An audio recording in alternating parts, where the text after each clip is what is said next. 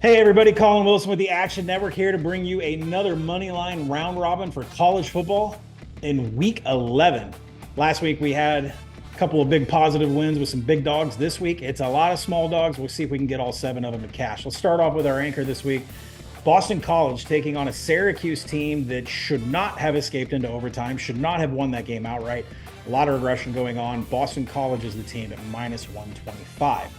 Moving on, we're going to stay in the ACC. We're going to take the Duke Blue Devils plus 120 going up against NC State. What has the Wolfpack struggled with all season?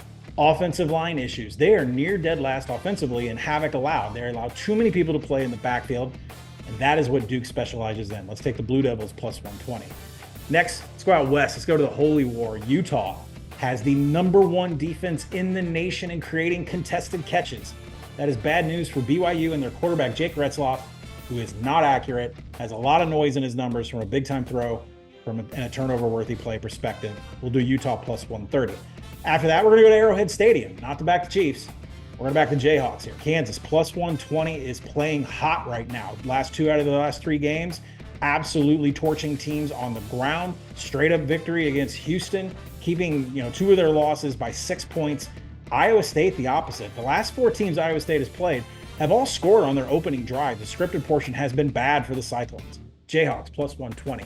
Next, let's get a little group of 5 action, and we're going to do South Florida plus 145 against Navy. Navy's got a lot of things going on. There's injury concerns, plus South Florida has a fantastic rush defense. Top 20 in line yards, top 20 in efficiency in defending the rush. You have to have that against Navy. Let's take the Bulls plus 145.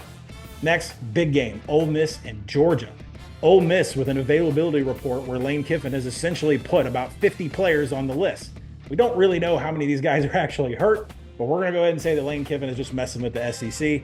The defense should absolutely dominate a Georgia offensive line that is allowing too much pressure on Carson Beck.